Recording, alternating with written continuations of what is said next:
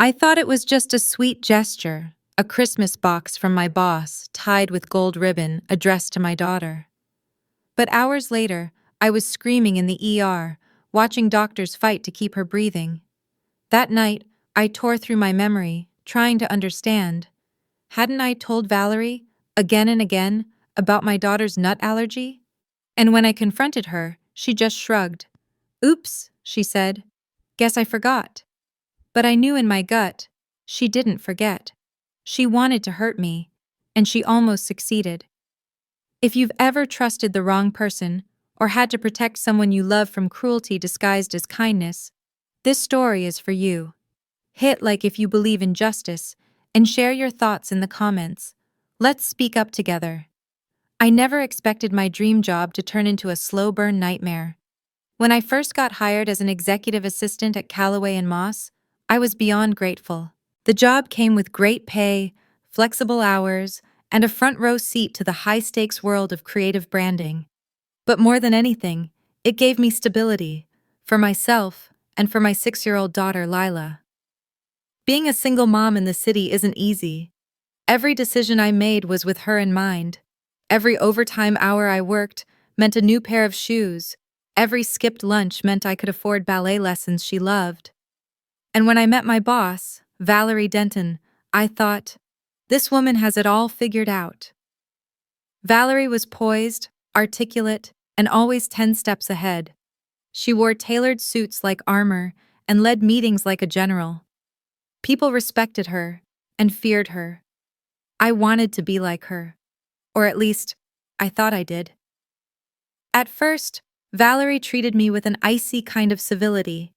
She wasn't cruel, just cold. She rarely said thank you, but she did notice when I made mistakes. And when I got things right, she'd raise an eyebrow and say, "Finally." Still, I figured that came with the territory. Powerful women didn't get there by being soft, right? But over time, things shifted. It started small. A condescending tone when asking for coffee, a smirk when I mentioned my daughter's school recital. Comments like, "Must be nice to get off early. Some of us have real deadlines." I brushed it off. I told myself I was being sensitive, maybe even jealous. Still, I kept my head down and worked hard. I was the first one in and the last one out.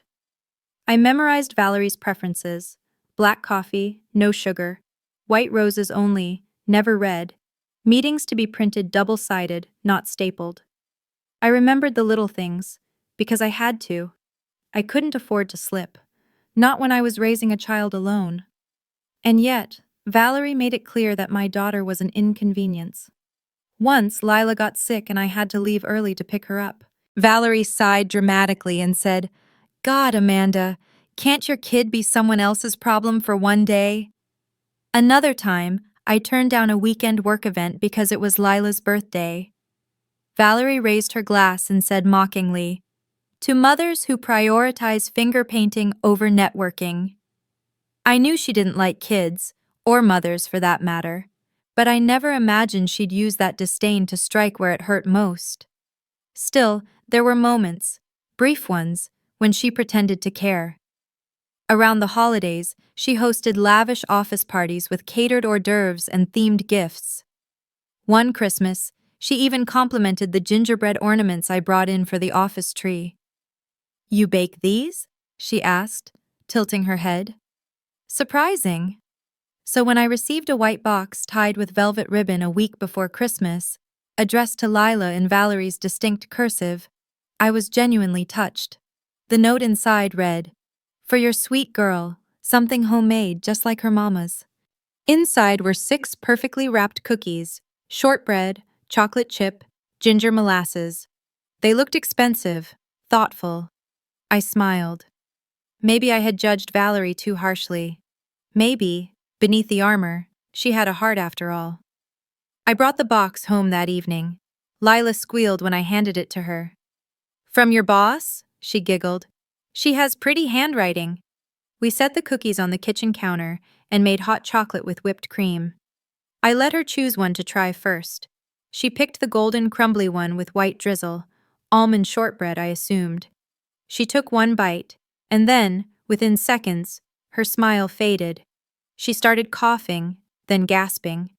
At first, I thought she was just reacting to the cocoa, but then her lips turned pale.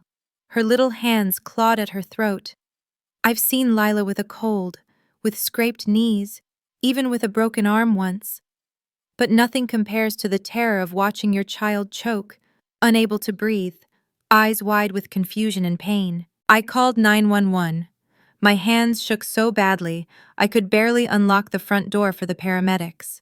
They administered an epinephrine shot right there in the kitchen. By the time we arrived at the ER, Lila could breathe again, but barely. She was diagnosed with anaphylactic shock. The trigger? Nuts, most likely cashews or walnuts. And the cookies? Lab tests later confirmed the shortbread had been made with ground cashew flour. I sat in the hospital chair all night, holding her hand, trying to make sense of it. How? Why? Hadn't I mentioned Lila's allergy at least a dozen times during lunch breaks, office potlucks, and meetings? The next day, when I returned to work briefly to collect my things, I confronted Valerie.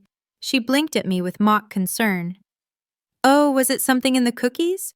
I thought they were gluten-free, or was it gluten she's allergic to?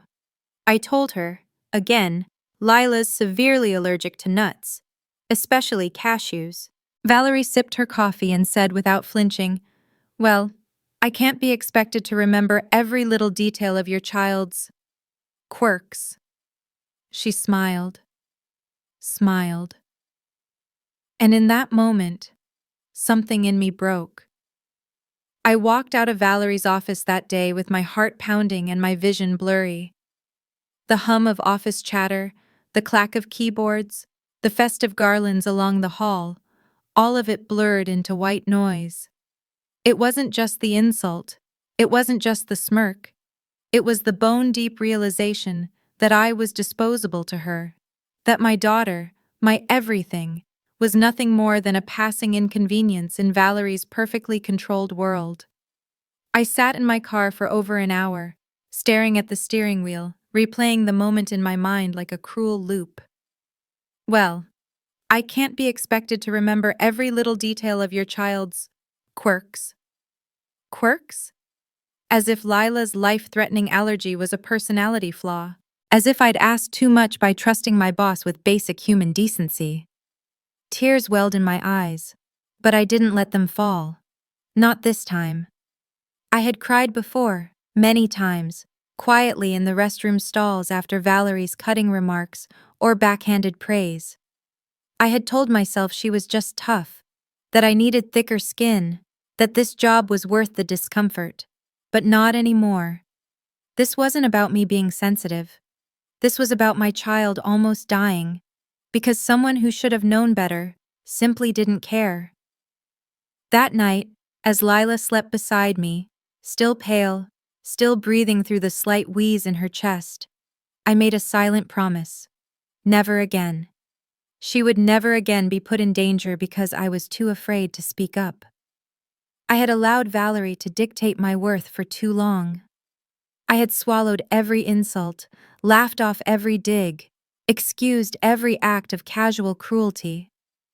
But this wasn't just about ego or pride anymore. This was survival, and it was time to fight back. At first, I didn't know what to do. Valerie was deeply entrenched in the company. She had influence, connections, a reputation for delivering results, no matter how brutal her methods were behind closed doors. If I went to HR, she could twist the narrative in seconds. But then I remembered something she'd said a few months earlier, after berating a junior copywriter for missing a deadline.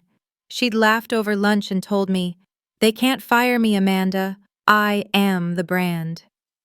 That arrogance, so smug, so absolute, it stuck with me. And suddenly, I saw the cracks. For years, I had stood silently while she belittled coworkers, threw tantrums over trivial mistakes, even hinted at manipulating vendor contracts to pocket bonuses.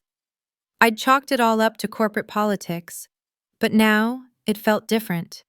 Now, I saw the pattern. She believed she was untouchable, and that, was her weakness. The next morning, I called in sick. Lila was still recovering, and honestly, I needed the time more than she did. I spent the day combing through my email history, saving every thread where Valerie had said something questionable, unethical, or outright abusive. There were more than I expected. Messages sent late at night, filled with profanity and insults, or vague threats about people being replaceable. One even referred to a team member's mental health struggles as a performance problem. But it wasn't just the emails. I began recording every phone call with her, legally protected in our state thanks to one-party consent. At first, I was nervous. My hands trembled when I hit the record button. But with each day, the fear morphed into something sharper: resolve. I also started talking quietly with other assistants and junior employees. I didn't mention my situation, just asked casual questions. Has Valerie ever sent you angry emails? Ever felt like she crossed a line? The responses trickled in, cautious at first, then more open. I wasn't the only one who had suffered. Others had stories too, some worse than mine. One woman had taken medical leave after Valerie publicly berated her during a team meeting, calling her dead weight in front of 15 people. Another had filed a complaint that mysteriously disappeared, followed by a sudden change in her work schedule that made daycare impossible. I started compiling everything: emails, audio recordings, testimonies. Quietly, methodically. Brick by brick, I was building a case. I also reached out to a friend from college who worked in HR at another firm. I didn't give names, just asked for advice on documenting harassment and negligence. She gave me a list: timestamps, witnesses, internal policy violations. I checked every box. Weeks passed. I smiled at work. I nodded through meetings. I brought Valerie her coffee, no sugar, just the way she liked. And every time she looked at me with that same smug indifference, I reminded myself, this is the last time. I wasn't going to confront her with just emotion. I wasn't going to cry or beg or explain how close Lila had come to dying. No, I was going to show her the mirror and let the whole company watch. And the perfect moment? The end-of-year all-staff review, where every department head, HR executive, and board liaison would be present. Where Valerie was set to give her annual vision speech, complete with catered lunch and motivational slides. It was 3 weeks away. 3 weeks to finalize everything. 3 weeks to set the stage. As I tucked Lila in one night, she looked up at me and whispered, "Mommy, I didn't like those cookies. They made my chest feel scary." I hugged her tightly, my throat tightening. "I know, baby, and you'll never have to eat anything from her again, I promise." From the outside, nothing seemed to change. I still showed up early. I still typed meeting notes and fetched lattes. I still said good morning to Valerie like everything was fine. But inside, I was sharpening knives. The first step was digital hygiene. I backed up every piece of evidence I had: emails, recordings, screenshots, onto 3 separate hard drives and a secure cloud folder under an anonymous name. I even mailed a USB drive to my sister in Arizona with a simple note: "Hold on to this for me, just in case." I wasn't paranoid, I was prepared, because I knew what Valerie was capable of. Her power wasn't just in her position, it was in the fear she inspired. People didn't cross her because they believed she could ruin them, and frankly, she could. But I had something she didn't: the truth. I started cataloging everything with obsessive precision: every degrading comment, every verbal blow wrapped in sarcasm, every dismissive wave of the hand when someone brought up legitimate concerns. I created a master spreadsheet, color-coded by severity and HR policy violations. I gave them titles like verbal harassment, Q4 sales, retaliation threat, assistant shift change, and of course, gift-induced medical emergency, Amanda's daughter. While I gathered intel, I began laying social groundwork.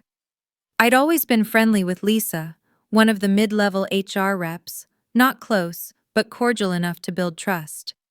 I started casually joining her in the break room, helping her carry paperwork, asking about her kids.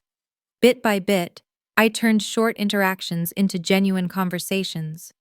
I didn't dump everything on her at once. That would have sent alarms. Instead, I asked strategic questions.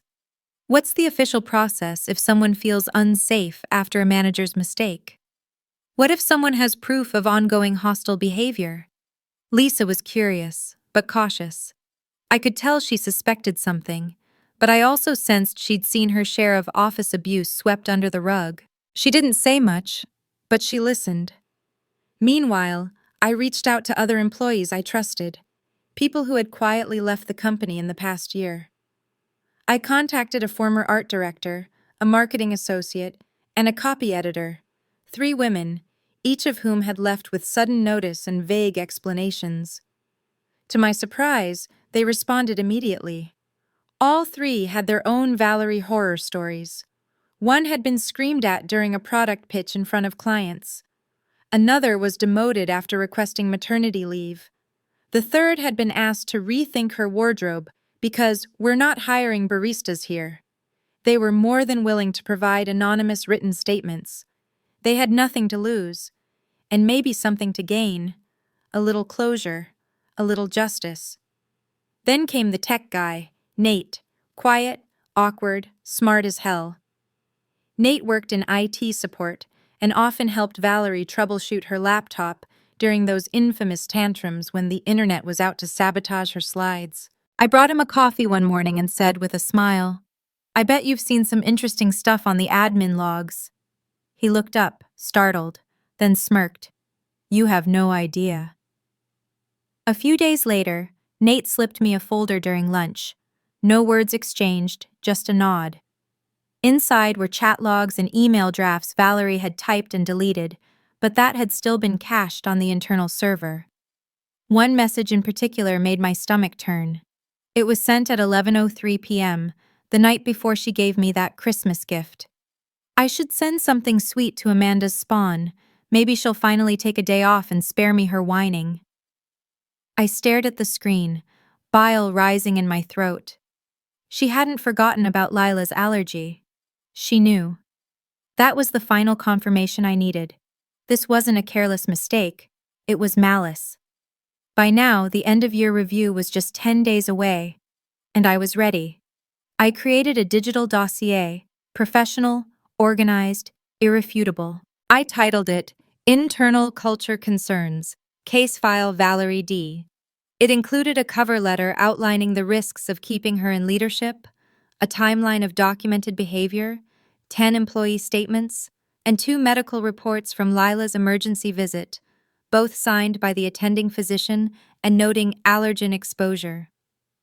I scheduled a private meeting with the senior HR manager for the day before the company review, and then I waited, smiling.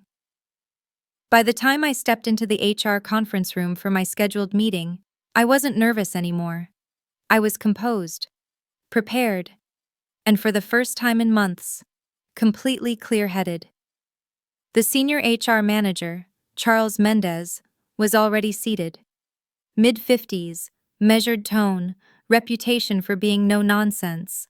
He looked up, surprised I was carrying a printed binder instead of just a complaint form. "This is extensive," he said, after flipping through the first few pages. "I don't make accusations lightly," I replied. I walked him through it all, fact by fact, date by date. I avoided emotional language. I didn't mention how terrified I was the night my daughter almost died. I let the documentation speak for itself. The screenshots, the chat logs, the witness accounts, the physician's notes, even Valerie's own words. By the time I finished, Charles wasn't flipping pages anymore. He was sitting back, arms crossed, lips tight. "Do you want this investigated or escalated?" he asked. "Both," I said. "But first, I want you to watch this." I played a recording, one of the more recent ones, from a Monday morning call where Valerie lost her temper over a scheduling mix-up and screamed at a junior designer. God, do you even have a brain? Or did Amanda's kid steal the last working one from the gene pool? Charles's expression darkened. I didn't need to say anything more. He promised to follow up discreetly. The investigation would begin immediately. Valerie wouldn't be informed until preliminary interviews were conducted. He advised me to act as normal as possible. And so I did. For 3 more days, I smiled and fetched her coffee. I nodded at her critiques. I sent emails like everything was fine. But behind the scenes, I watched the cracks deepen. On Thursday, Valerie's door slammed so hard the glass shook. Word spread that 2 HR reps had pulled her into a surprise check-in, something she wasn't expecting. She looked flushed afterward, snapping at everyone and canceling 2 client calls. On Friday, she barged into the break room and barked at Nate from IT in front of everyone. What the hell did you tell them? He blinked, expression blank. Tell who? You know exactly what I mean. Then she turned and saw me standing by the microwave, holding Lila's lunchbox. Her eyes narrowed. What? She hissed. Enjoying the show? I tilted my head and said sweetly, just waiting for my soup to finish heating. She stormed off, muttering under her breath. By Monday, the entire floor felt different, quieter, tense. HR was conducting individual interviews under the guise of an internal review. People whispered in corners. No one made eye contact in the elevator. Valerie started lashing out erratically, changing schedules last minute, sending 2 a.m. emails with incoherent demands, accusing people of incompetence for trivial things like stapling in the wrong corner. She even tried to put me on performance review for submitting an outdated calendar, one she had approved herself. But it didn't matter. The snowball was already rolling. Then came the day of the all-staff year-end review. Valerie arrived in a crimson power suit, heels clicking like gunshots across the tile. She stood at the podium like a queen reclaiming her throne, confident, poised, and boiling with desperation just beneath the surface. She began her usual speech about vision, excellence, and results, tossing in corporate cliches like confetti. But halfway through, Charles entered the room, followed by 2 members of the board. That wasn't part of the agenda. Everyone noticed. So did Valerie. She paused, blinking. Charles, is there something? He stepped forward and interrupted her. Before we proceed, we need to address a matter of serious internal concern. This won't take long, but it is necessary. Murmurs filled the room. Phones tilted slightly. Hands covered mouths. Someone gasped when Charles pulled out the binder. My binder. Valerie froze. And I sat back, calm, collected, ready. Her empire was beginning to crumble, and everyone was watching. Ever seen Karma walk into a room wearing a blazer? If you've ever wished for the truth to finally come out, loud, public, and undeniable, this is your moment. Drop a comment below. What would you have done if someone threatened your child like that? The moment I saw the emailed response from the state licensing board, I knew we were close. They had officially opened a formal inquiry into the harassment claim, with Brianna's audio clip and medical logs as key evidence. The best part? They wanted to interview all parties involved, including Robert, under oath. But I wasn't done. In the weeks leading up to the board hearing, I worked like a woman possessed. Every hour not spent helping Brianna rebuild her confidence was dedicated to assembling a dossier that could topple Robert like the house of cards he had become. I filed FOIA requests, pulled archived employment complaints against him, dug through medical reviews on staff treatment. And I found it. 2 separate accusations, years apart, both quietly settled with non-disclosure agreements. Classic pattern: gaslight, isolate, intimidate, then pay for silence. I contacted the other parents involved in the playground incident. One had already pulled her child from the center. The other had filed an incident report that got lost in the shuffle. I convinced them to send notarized statements to the board. I didn't ask them to take sides, I just asked them to tell the truth. Meanwhile, I carefully baited Robert into more arrogance. I had a friend pose as a potential new parent, inquiring about enrolling her son with mild autism. Robert didn't know the call was recorded. His words were dripping with subtle disdain. We really try to maintain a high-functioning environment. We've learned from experience that some types of kids, well, let's just say they can be disruptive. The smug in his voice was enough to churn my stomach. But the real pressure came when I scheduled a formal parent-teacher review meeting. I made sure the board was informed. I made sure Robert knew it was just a routine check-in. And I made sure I arrived early, wearing a wire. The night before, Brianna and I sat together on her bedroom floor. She was coloring a picture of a giraffe, and for the first time in weeks, her lines weren't jagged. "I miss my friends," she said, "but I don't want to go back if he's there." "You won't," I told her. "I promise." By the time the morning of the meeting arrived, I was calm, too calm. The kind of calm that only comes when you've prepared every angle, dotted every I, crossed every T, and know that the monster on the other side of the table has no idea what's coming. I looked Robert dead in the eye as I handed over a sealed envelope to the board representative. Inside, transcripts, signed statements, time-stamped recordings, and a copy of the earlier settlements, everything tied to his patterns of abuse. Robert smiled politely, still playing his game, but his hands twitched. He was starting to realize this wasn't a game anymore. This was a reckoning. The annual Christmas gala at the firm was always a grand affair, decked out in silver and gold, with music, champagne, and stiff smiles that hid office politics under layers of designer fabric. This year, though, it wasn't just about celebrating company wins. It was going to be the stage for Christine's final move. She entered the ballroom dressed in deep burgundy satin, striking but elegant, drawing just enough attention. Mark was already there, circling donors and clients like a wolf in a tailored tux. Christine kept her distance at first, letting the energy of the evening build. She wasn't interested in dramatics, only precision. When the speeches began, she took her place near the podium, holding a small remote in her hand. She'd had the ballroom's projection screens linked to a presentation, one that looked, to the tech team, like a company year in review. But at Christine's cue, that would change. Mark was halfway through his boastful address, thanking the board, praising himself, hinting at big bonuses and bigger futures. The audience clapped politely. Then Christine pressed the button. The screens flickered once, and then a new slide appeared. Internal report, irregularities in company funds. A hush fell.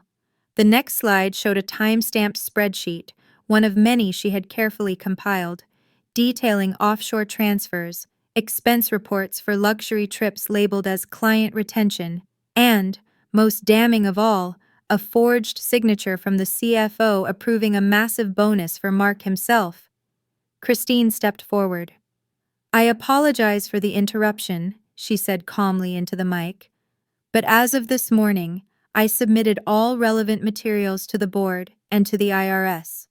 Tonight, I'm sharing this not as revenge, but as transparency, something this company sorely needs." Gasps rippled across the room. Mark stood frozen, jaw tight, trying to wave it all away like a bad joke. "This is a personal attack," he snapped, voice raised. "She's bitter because I didn't promote her. She's lying." Christine held up a printed document. "This is your voice on a recorded call authorizing the bribes to overseas contractors. Your assistant confessed, under oath. You can try to deny it, but the truth is out." The tension snapped. Board members stood, some furious, others pale with realization. One whispered urgently into their phone, likely legal. Others closed in around Mark, who suddenly looked very small in his perfectly cut suit. Christine didn't gloat. She simply stepped down from the stage and walked past him, calm and controlled. Her eyes met his, and for the first time in years, she saw something that wasn't arrogance or dismissal. It was fear. She said nothing. letting the facts speak louder than any shout ever could. As security quietly approached Mark, Christine exited the ballroom into the cold December night. Snow had started to fall. She looked up briefly, the flakes catching in her hair, then slid into her car, hands steady on the wheel. Inside the venue, chaos churned, but her world had grown still. And in that stillness, she reclaimed the power he'd tried so hard to strip from her. The town buzzed for days after the council meeting, and for once, the whispers weren't about me. They were about Margaret. Her sudden outburst and the evidence of her manipulation stunned even her most loyal supporters. For the first time in years, I walked through the farmer's market without feeling the sting of side eyes or half-muttered jabs. People looked at me, really looked, and some even nodded. The board issued a formal apology for dismissing me without due process and reinstated me to the library committee with full voting rights. I declined, respectfully. I had no desire to return to a room where decisions were made behind closed doors and reputations meant less than alliances. But my refusal was different now. It came from a place of power, not defeat.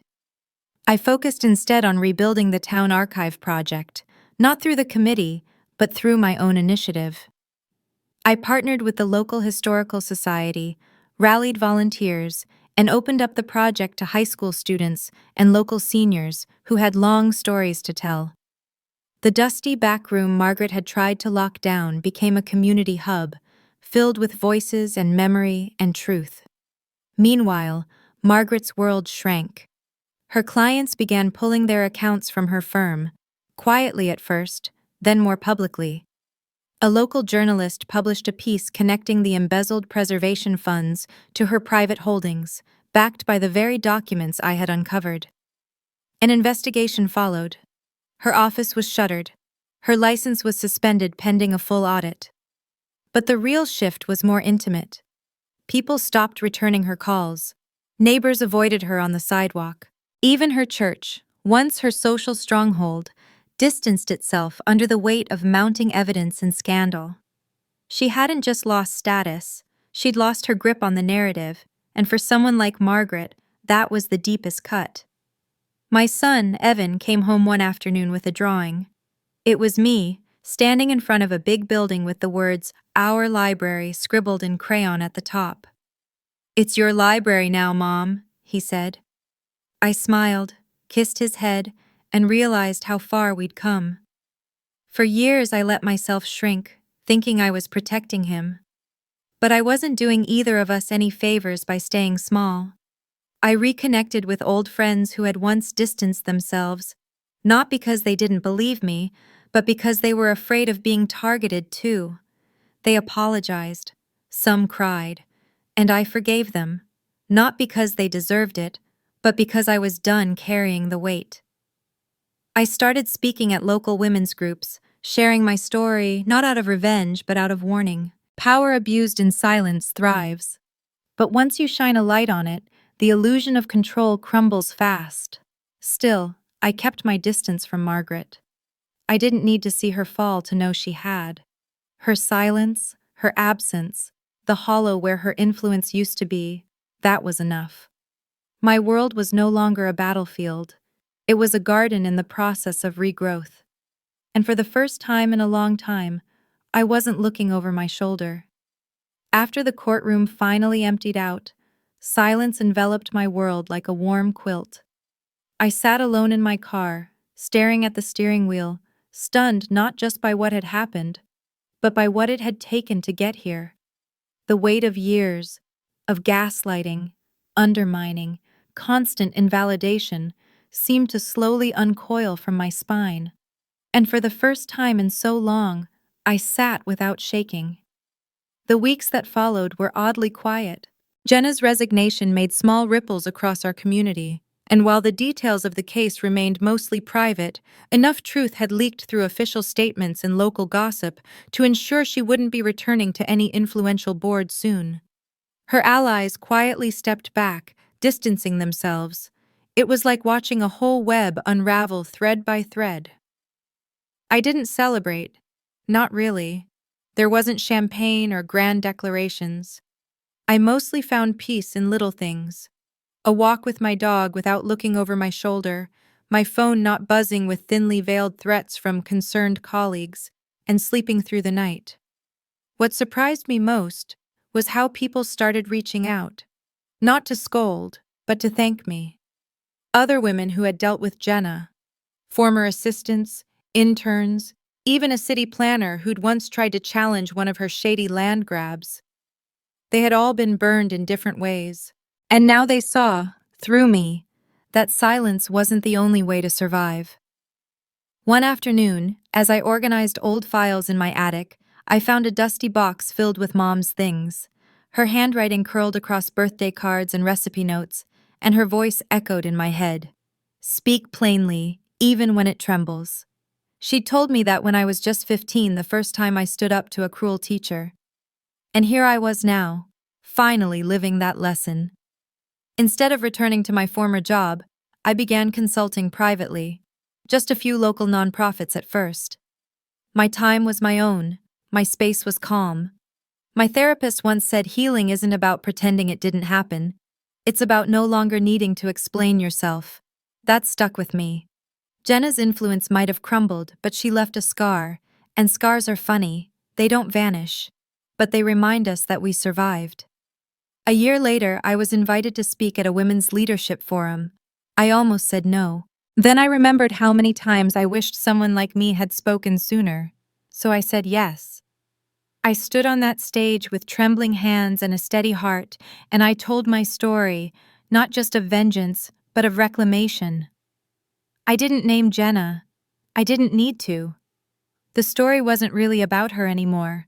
It was about women who rebuild after being broken, about how sometimes justice isn't a dramatic confrontation, but 1,000 small boundaries held firm, about how strength doesn't always roar, it whispers, not again, never again. As I walked off the stage, someone grabbed my hand. A young woman, maybe in her early 20s, with tears in her eyes. She whispered, "Thank you. You just gave me the courage to leave my boss." That moment was worth everything. Because revenge is sweet, but renewal, that's divine.